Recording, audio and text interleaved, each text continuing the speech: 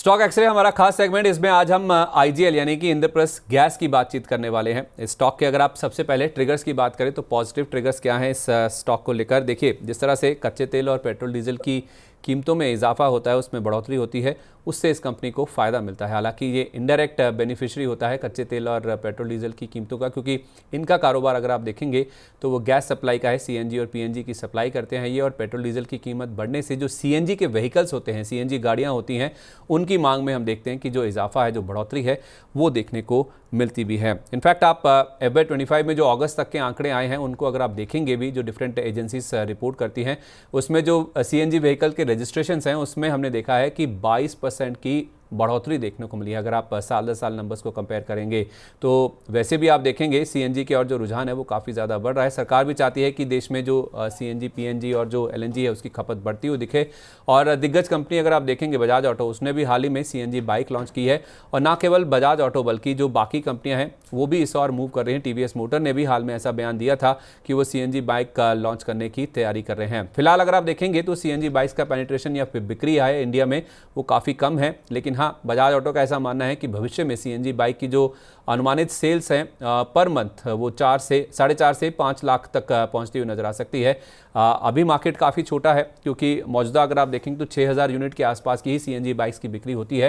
ऐसा बजाज ऑटो की ओर से बयान निकल के सामने है। लेकिन यहाँ पे जो पोटेंशियल है वो काफ़ी स्ट्रांग नज़र आता है। हाल में इन्होंने सीएनजी की कीमतों में ₹1 प्रति किलो की बढ़ोतरी भी करी है, तो इससे इनके जो मार्जिन्स हैं उसमें कुछ बढ़ोतरी की जो उम्मीद है वो भी बाजार करके चलता हुआ नज़र आ रहा है। और वैल्यूएशंस की अगर आप बात करेंगे तो मौजूदा वैल्यूएशंस पर अगर आप देखते हैं, शेयर अपने 5 साल के जो औसत पीई है यानी कि जो औसत वैल्यूशंस हैं उससे 9% के डिस्काउंट पर आपको नजर आएगा। तो जो 5 साल का औसत वैल्यूशन ये स्टॉक कमांड करता है उससे 9% डिस्काउंट पर फिलहाल ये कंपनी आपको नजर आएगी। सरकारी कंपनी है, कर्ज मुक्त है, और उसके साथ साथ अगर आप देखेंगे तो लगातार पिछले 5 तिमाहियों से अगर आप देखेंगे घरेलू संस्थागत निवेशक यानी कि DIIs लगातार अपनी जो हिस्सेदारी है वो इस कंपनी में बढ़ा रहे हैं। 20.17 से बढ़कर 25.10% DIIs की जो हिस्सेदारी है वो बढ़कर आती हुई नजर आई है। लेकिन ऑन द फ्लिप साइड अगर आप देखेंगे तो विदेशी संस्थागत निवेशक इससे अपनी जो पोजीशन है वो हल्की कर रहे हैं। लगातार 4 तिमाही से अगर आप देखेंगे तो FIs की ओर से जो हिस्सेदारी है वो ऑफलोड हो रही है, वो कम हो रही है। जहां 22% के आसपास वो होल्ड करते थे 4 तिमाही पहले, अब उनका हिस्सा घटकर 16% के आसपास आता हुआ दिखा है। लेकिन ओवरऑल अगर आप देखेंगे एक बड़ा ब्लिप इसमें देखने को मिला था, लेकिन वहां से स्टॉक में रिकवरी भी काफ़ी शानदार देखने को मिली है। मानस सर, आपकी क्या राय है? अगर हम आईजीएल की बात करेंगे तो जिस तरह से सीएनजी को लेकर हम देख रहे हैं कि देश में काफ़ी ज़्यादा खपत बढ़ रही है, सरकार भी उसके ऊपर फोकस कर रही है, सीएनजी बाइक्स लॉन्च हो रही है।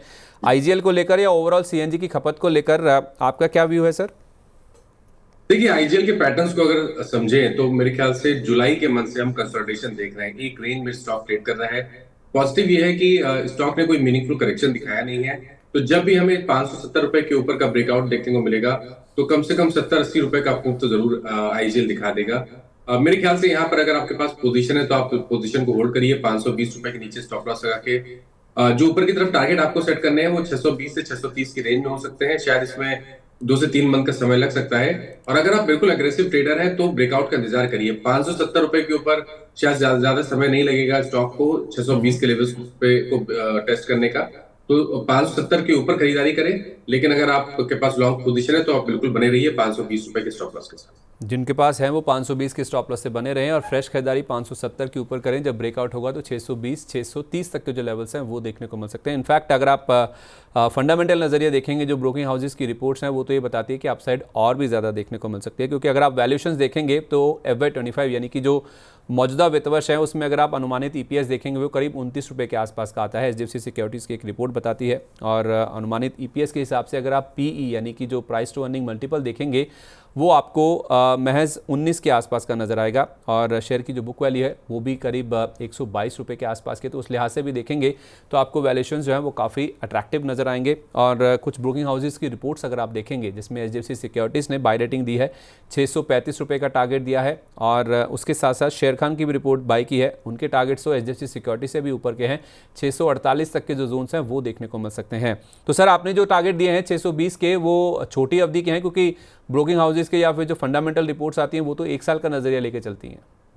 तो बिल्कुल जो मैंने आपको टारगेट दिए हैं वो 2 से 3 मंथ के हैं। ठीक है, 2 से 3 महीने में टेक्निकली देखा जाए तो 620 के टारगेट आ जाएंगे।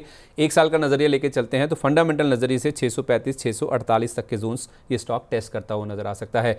इस स्पेस में अगर हम देखें तो और भी बहुत सारी कंपनियां सर, इसमें MGL भी है, महानगर गैस हुआ, गुजरात गैस हुआ, और इसी स्पेस में ही अगर हम LNG को भी साथ में जोड़ लेते हैं तो पेट्रोनेट LNG, यहाँ पे भी आज हम देख रहे हैं कि भले ही मार्केट्स कमजोर है लेकिन इन स्टॉक्स में काफ़ी अच्छा पॉजिटिव साइड पे एक्शन देखने को मिल रहा है। कोई और स्टॉक सर IGL के अलावा जो आपके रडार पे है जहाँ पे आपको लगता है कि अपसाइड की गुंजाइश है छोटी अवधि में? तो देखिए, पहले डिस्क्लेमर है कि पेट्रोनेट पे हमने एक बाय रिकमेंडेशन कुछ टाइम पहले ही स्टॉक में दिया हुआ है अपने क्लाइंट्स को। तो ये स्टॉक भी चार्ट पे काफी बेहतरीन लगता है, क्योंकि आज हमें एक फ्रेश ब्रेकआउट देखने को मिला है। तो आप कम से कम पोजिशनल बेसिस की बात करें तो 380 रुपए के टारगेट सेट कर सकते हैं, और अगर आप पोजिशनल ट्रेडर हैं तो करंट लेवल्स पे खरीदारी करके 349 का स्टॉप लॉस लगाएं। और MGL पर आपकी राय सर, क्योंकि 1988 का इसका मैं देख रहा हूँ कि रिकॉर्ड हाई लेवल है और उसके आसपास ही स्टॉक ट्रेड कर रहा है, बाजार एक तरफ कमज़ोर है, ये 0.25% के आसपास की मजबूती दिखा रहा है। आज का हाई हमने 1950 के आसपास का देखा, उन्हीं लेवल्स के आसपास ही स्टॉक ट्रेड कर रहा है, मतलब कि डे हाई के आसपास ही इसमें ट्रेडिंग देखने को मिल रही है। तो जितने भी ये तेल वाले हुए या गैस वाले शेयर हुए, इनमें हम देख रहे हैं कि काफ़ी अच्छा पॉजिटिव मोमेंटम बनता हुआ दिख रहा है। MGL में इन लेवल्स के आसपास भी एंट्री के मौके बनते हैं सर? बिल्कुल बनते हैं, क्योंकि देखिए यहाँ पर कंसोलिडेशन हो रहा है, केवल एक ब्रेकआउट का इंतजार है। 1980 रुपए के ऊपर स्टॉक निकलेगा तो एक बढ़िया रैली देखने को मिल सकती है, जिसमें शायद आपको 2050 तक के स्तर भी देखने को मिल जाए। 20 डे मूविंग एवरेज लगातार सपोर्ट की तरह देखने को मिला है स्टॉक में। तो अगर आप करंट लेवल्स पे खरीदारी कर रहे हैं तो आपके स्टॉप लॉस 1900 रुपए के नीचे रहेंगे, और टारगेट आप सेट करके चलिए करीब करीब 2050 का। ओके, ठीक है सर। तो ये राय है फिलहाल, पूरा जो गैस स्पेस है या फिर जो MGL का स्टॉक है उसमें आप फ्रेश खरीदारी करके चल सकते हैं। तो इसी के साथ स्टॉक एक्सरे में आज के लिए बस इतना ही।